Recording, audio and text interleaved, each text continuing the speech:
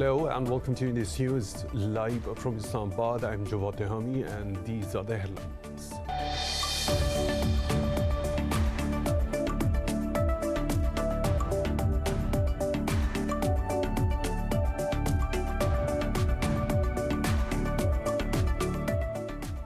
U.S. Secretary of Defense Lloyd spoke with Pakistan's Army Chief General Javed Bajwa over the phone to discuss the troops' withdrawal from Afghanistan. In a statement, the Pentagon said Austin reaffirmed the importance of bilateral ties and appreciated Pakistan's support for the peace process.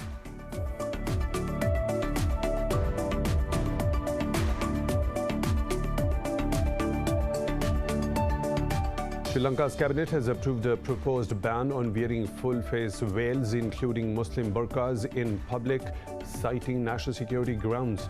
The proposal has already received widespread criticism for allegedly marginalizing the Muslim community. It is likely to become a law after approval by the parliament.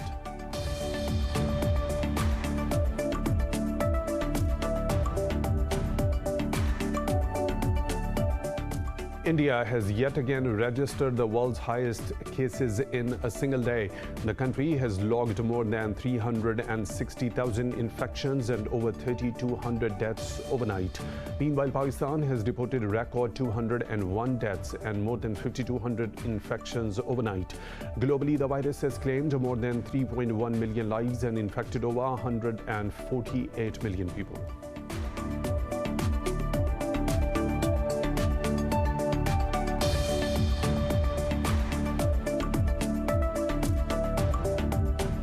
Myanmar's shadow government has told ASEAN that it will not engage in talks until the military releases all political prisoners.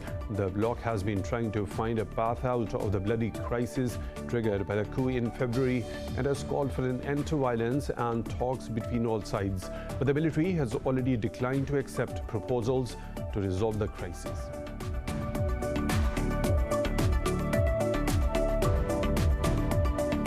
Olympics organizers say athletes will be tested daily for coronavirus during their time in Tokyo for the delayed games scheduled for July. In a statement, they said a decision about whether to allow domestic spectators to attend the games would be made in June.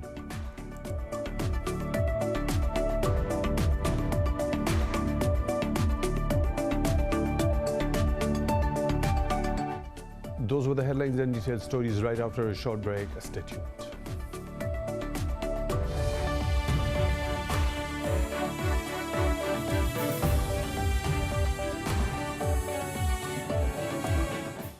Welcome back, and now for the news in detail. U.S. Secretary of Defense Lloyd and Pakistan's Army Chief General Javed Bajwa have discussed the troops' withdrawal from Afghanistan. They were speaking over the phone. According to a statement by the Pentagon, the two sides also discussed matters pertaining to regional security. Austin appreciated Pakistan's support for the Afghan peace process. He also reaffirmed the importance of bilateral ties and expressed willingness to continue cooperation for shared goals in the region. Meanwhile, the U.S. has warned of the possibility of a civil war in Afghanistan after the withdrawal of the coalition troops. In an interview with CNN, Secretary of State Antony Blinken said, "No one is interested in another war, especially the Afghan people." Blinken added, the United States will continue to be deeply engaged in supporting Afghanistan. He said the Biden administration is planning for every scenario that could arise from the move, including a Taliban takeover. Earlier, U.S. Envoy Zalmay Khalilzad said Washington and its allies will impose sanctions on the Taliban if they pursue a military takeover of Afghanistan. He added, the choice that the Afghans face is between a negotiated political settlement and a long war. Khalilzad said the United States is helping Kabul find replacements for departing American contractors. Meanwhile, U.S. senators said they are concerned that Biden is rushing a U.S. withdrawal. It comes after Washington ordered non-essential staff to leave its Kabul embassy, citing increased threats. Sri Lanka's cabinet has approved a proposed ban on wearing burkas in public, citing national security grounds. The proposal now needs Parliament's approval to become a law. The step was taken despite a UN official's remark that it will violate religious freedom. Last month, Pakistan's ambassador to Colombo said the ban will hurt the feelings of Muslims. The Organization of Islamic Cooperation has also slammed the move. The wearing of burkas was temporarily banned in 2019 after Easter Sunday attacks that killed over 260 people. Pakistan has reported its record single-day deaths from COVID-19 as 201 people lost their lives overnight. The Health Ministry says the countrywide death toll has reached 17,530. It said nearly 5,300 more people tested positive overnight. The caseload has crossed 810,000, out of which more than 704,000 have recovered. The ministry said there are over 88,000 active cases in the country. The country's coronavirus positivity rate stands at 10.7%. Planning Minister Asad Umar says daily vaccinations in the country crossed the 100,000 mark yesterday. So far, more than 2 million people have been vaccinated in Pakistan. Meanwhile, the Pakistan Atomic Energy Commission announced that it has developed the country's first indigenous intensive care unit ventilator. Pakistan's Prime Minister Imran Khan has urged equitable and timely delivery of the COVID-19 vaccines to low-income countries. Khan shared these views in a telephonic conversation with Microsoft co-founder Bill Gates. The Prime Minister expressed appreciation for the work of Bill and Melinda Gates Foundation for fighting poverty. Khan affirmed the government's commitment to achieving a polio-free Pakistan. He further apprised Gates about Pakistan's flagship initiatives, including the 10 billion tree tsunami. Gates acknowledged Pakistan's commitment to addressing climate change. Pakistan has a robust partnership with the Gates Foundation, including its support to the Ehsaas program. India has yet again registered the world's highest cases and its record deaths in a day. The country has logged more than 360,000 infections and over 3,200 deaths overnight. Globally, the virus has claimed more than 3.1 million lives and infected over 148 million people. More in this report. For over a year now, the pandemic has ruptured the social and economic fabric of the society. Asian Development Bank has warned that the region's expected solid economic rebound this year could be risked by new outbreaks and delays in vaccine rollout. The bank has provided India $1.5 billion to deal with its crisis. Meanwhile, despite the ravaging number of infections, devotees in India gathered at temples to mark the birth anniversary of the Hindu monkey god. We're asking devotees to adhere to the social distancing norms. The coronavirus is spreading very fast in the city, and it is our duty to keep people safe. So we are announcing on the loudspeakers and asking devotees to offer prayers at their homes and do not crowd the temples. Over in Europe, Ukraine has acquired a $90 million loan from the World Bank to procure vaccines.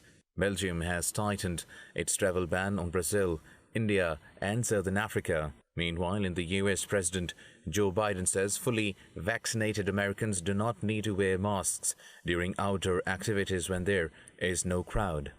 While we still have a long way to go in this fight and a lot of work to do in May and June to get us to July 4th, we've made stunning progress because of all of you, the American people. In South America, Brazil's Senate has opened an inquiry into the government's handling of the COVID-19 pandemic. The country reported 3,086 more deaths, bringing the total to over 395,000. Myanmar's pro-democracy unity government has ruled out talks on the crisis until all the political prisoners are released. This comes days after the Southeast Asian neighbors called for an end to violence and talks between all the sides. In a statement, the unity government said the bloc needs to engage with it as the legitimate representatives of the people. Earlier, the UN asked Myanmar's coup leader to honor commitments made at the ASEAN meeting in Jakarta. But the military has already declined to accept proposals to resolve the crisis. Meanwhile, a bipartisan group of US senators has urged the Biden administration to slap more sanctions on the military junta. Over 750 people have been killed by the security forces in Myanmar despite mounting international pressure. Russia has ordered the expulsion of 7 diplomats from Slovakia, Lithuania, Latvia and Estonia in a tit-for-tat move. The Russian Foreign Ministry gave the diplomats 7 days to leave the country. Last week, Lithuania, Latvia and Estonia expelled 4 Russian diplomats over alleged espionage. Russia accused the 4 countries of showing what it called pseudo-solidarity with the Czech Republic. Prague had expelled 18 Russian diplomats over alleged involvement in an explosion at an ammunition depot in 2014.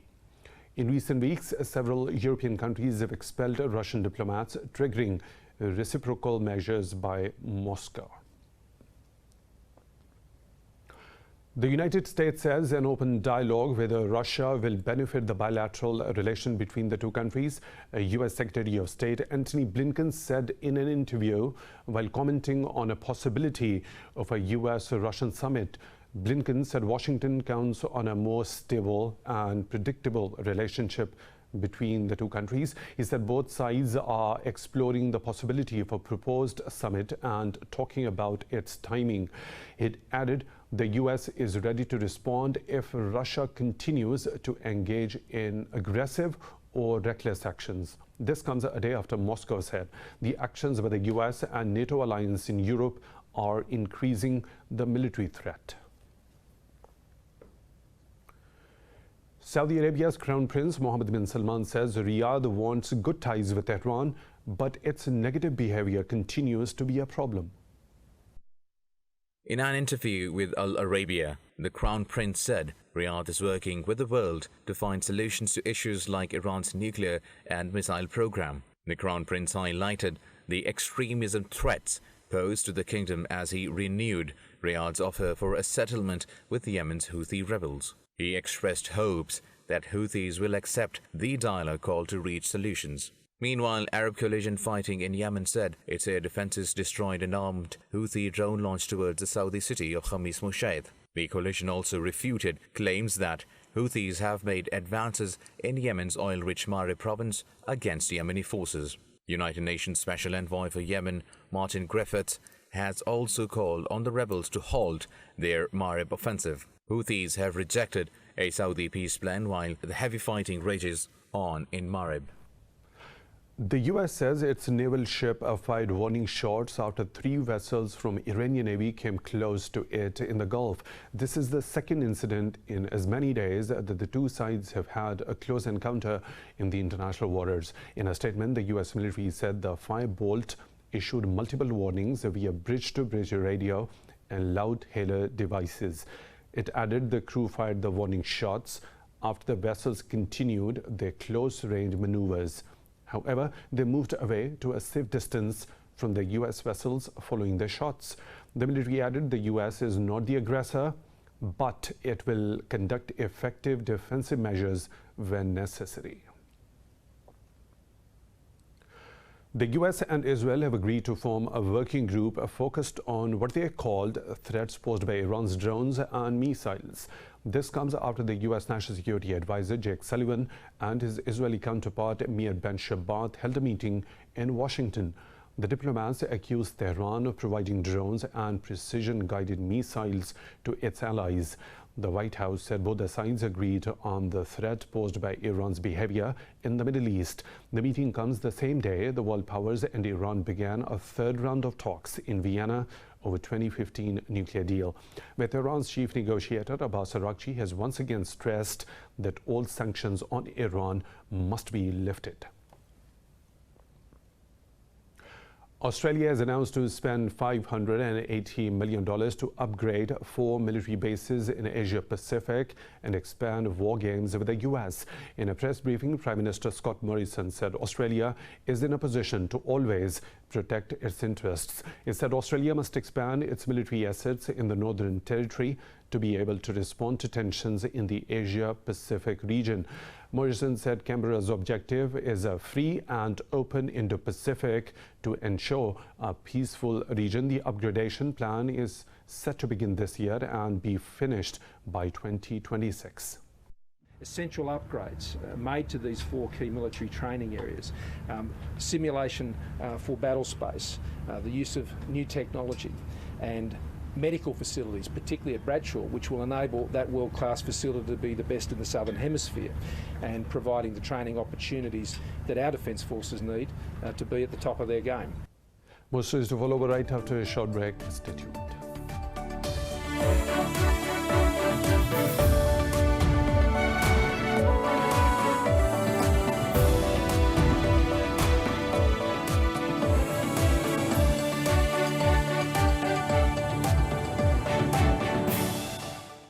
Welcome back. The European Parliament has formally ratified a post-Brexit trade deal between the UK and the EU. Lawmakers cleared the trade and cooperation agreement by 660 votes to 5, with 32 abstentions.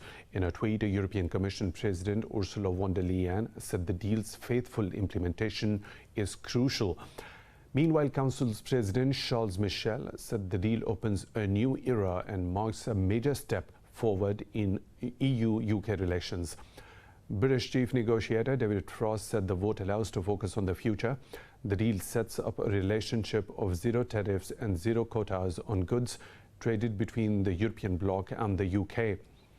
Despite today's approval, some Brexit tensions remain, including a French threat of retaliation against the UK over new fishing restrictions. Britain's Electoral Commission has launched a formal probe into Prime Minister Boris Johnson's refurbishment of his Downing Street apartment. In a statement, the Commission said it was satisfied that there were grounds to suspect that any offence may have been committed.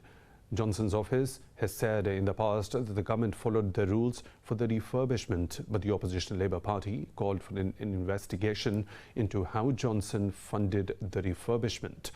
Johnson's former advisor Dominic Cummings accused him of possibly illegal practices by asking donors to secretly fund the refurbishment. The U.S. Capitol has been put on alert ahead of President Joe Biden's first address to a joint session of the Congress today. The attendees will be a fraction of the hundreds of who typically attend to allow for social distancing amid the COVID-19 pandemic. The event is officially designated as a national special security event with the Secret Service in charge of security. The authorities have asked the Pentagon to authorize the National Guard contingent to assist the local police. Meanwhile, House Speaker Nancy Pelosi says she is confident about the security for Biden's speech. Some 2,200 armed National Guard troops are guarding the Capitol building since the January 6 riots.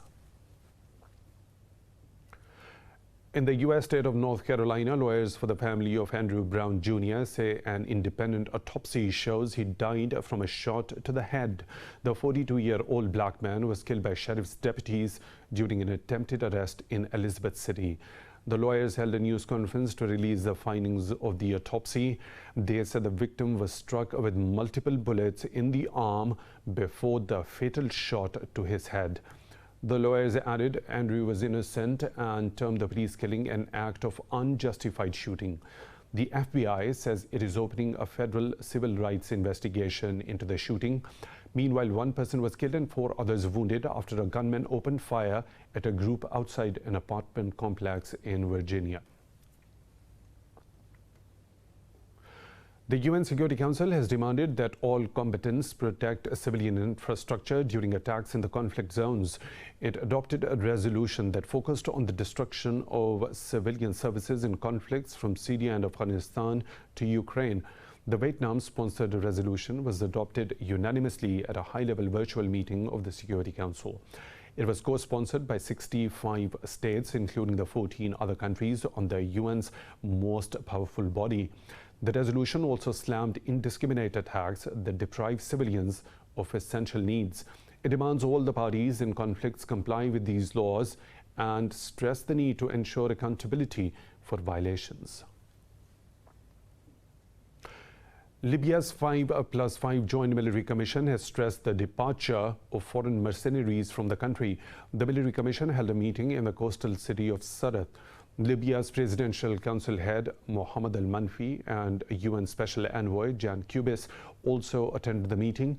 In a statement, the Council said the participants discussed the opening of the coastal road along the north of Libya. The Council added several security points have been established in the area. The statement read, Al-Manfi confirmed the government will allocate an amount of money to support the opening of the road. In Latvia, 8 people have been killed and several others injured in a fire at an illegal hostel in capital Riga. Officials said at least 24 people were evacuated from the building. They added that most of the victims are believed to be foreign tourists. Firefighters said they initially had difficulty accessing the building in order to tackle the blaze, but after hours of struggle, they managed to bring the fire under control. China says Japan must revoke its decision to release contaminated water from the Fukushima nuclear power plant. At a press briefing, Foreign Ministry spokesperson Zhao Lijian asked Tokyo to apologize for its plans. Zhao was responding to Japan's objections on his tweet that criticized the plan.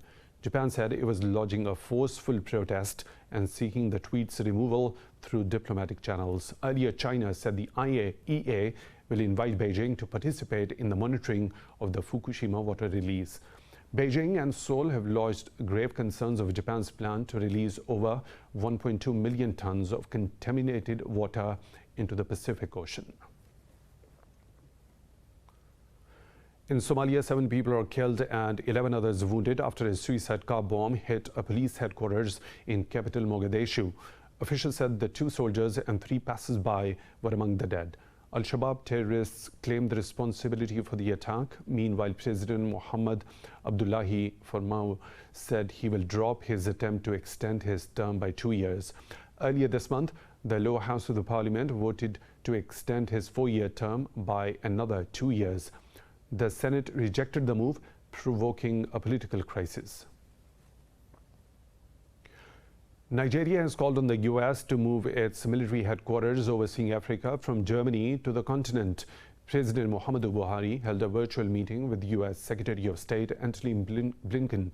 He said the relocation of the U.S. Africa Command will better tackle growing armed violence in the region. Buhari cited growing security challenges in West and Central Africa and the Gulf of Guinea, the Lake Chad region and the Sahel. He said the support of the strategic partners like the U.S. cannot be overstated. The president also welcomed the U.S. decision to repeal visa restrictions on Muslim and African countries. Egyptian archaeologists have unearthed 110 burial tombs at an ancient site in a Nile Delta province. The country's tourism ministry says the graves have been found at Qom al-Kulgan in the Khalia province, north of Cairo. The rare pre-pharaonic era tombs date back more than 5,000 years.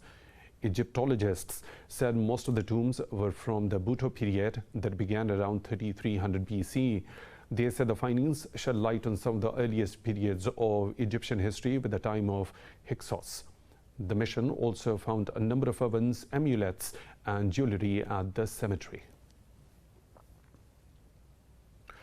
An earthquake of magnitude 6.4 has struck India's northeastern state of Assam.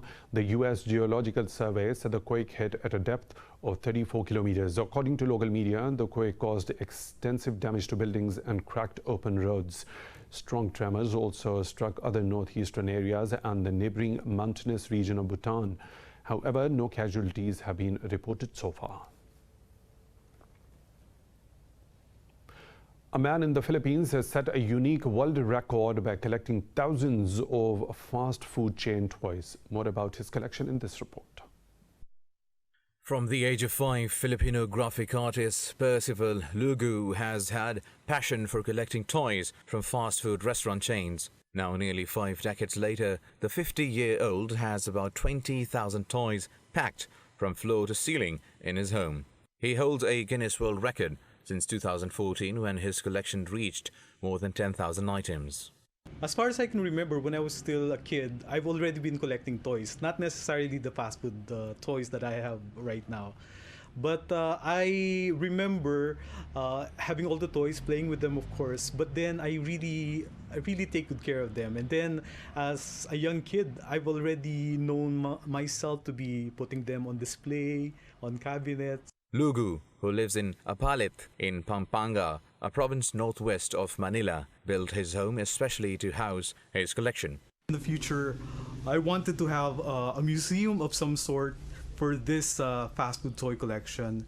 And I remember many times when my friends come over and see some of the toys here, they would exclaim "Oh, I used to have that toy and I used to play around with it."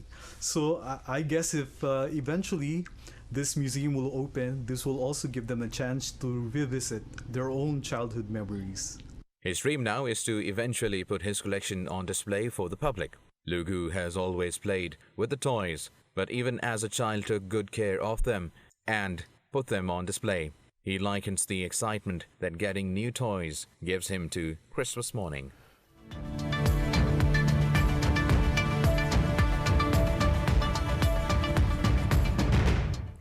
And now the business updates. Japan's parliament has approved the Regional Comprehensive Economic Partnership. It is the world's largest free trade deal signed by 15 Asia-Pacific countries, including China and ASEAN members. The RCEP will create a free trade zone covering about 30% of the world's GDP, trade and population.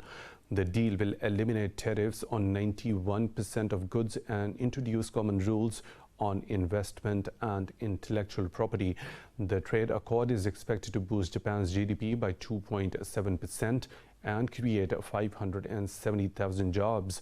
The pact will come into effect 60 days after it is ratified by 6 ASEAN members and 3 other countries. As of Wednesday, Singapore and China have completed procedures for ratification.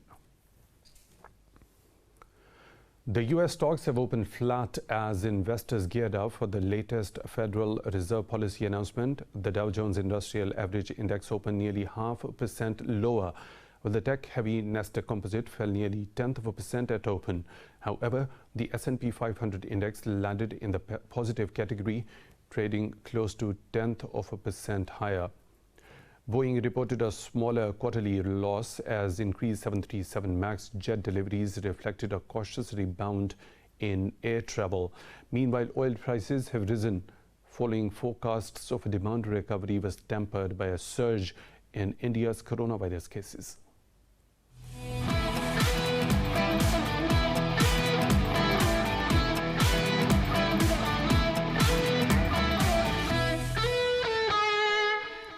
Olympics organizers say athletes will be tested daily for coronavirus during their time in Tokyo for the delayed games in July.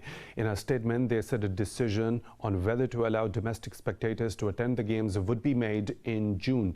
The organizers said athletes must wear face masks at all times except when eating, training or competing. They said all visitors will be required to have 2 apps on their smartphones for health reporting and contact tracing. The organizers added they want to reassure the Japanese public that they are serious about safety. Participants will not be allowed to use public transport and will have to eat in specific locations. In football, Karim Benzema's goal has earned Real Madrid a 1-1 draw against Chelsea in the first leg of the Champions League semi-final. The crucial away goal puts Chelsea in a promising position after the contest at the Alfredo Di Stefano Stadium. Striker Christian Pulisic fired Chelsea ahead in the 14th minute, steering home a clever finish. 13 times European Cup winners, Real looked ragged and short of ideas. However, they pulled their way in the 29th minute when Benzema controlled a knockdown before volleying into the roof of the net. The two sides will now clash in the second leg on May the 5th at Stamford Bridge, London. In National Basketball Association, Dallas Mavericks have pounded the Golden State Warriors 133-103 to earn their 4th win in the last 5 games. Luka Doncic outscored Stephen Curry for the first time in 5 career head-to-heads. Doncic finished with a game-high 39 points, followed by 5 others, scoring in double figures for the Mavericks. Curry scored a team-high 27 points for the Warriors. Meanwhile, Brooklyn Nets defeated Toronto Raptors 116-103 to clinch a playoff spot in the Eastern Conference. Jeff Green scored 22 points for the Nets, while Kevin Durant contributed 17 points and 10 rebounds. In other contests, Milwaukee Bucks downed Charlotte Hornets 114-104. Meanwhile, Oklahoma City Thunder edged Boston Celtics 119-115 points. And that is all for now. With the latest updates, you can follow us on social media at Indus.News.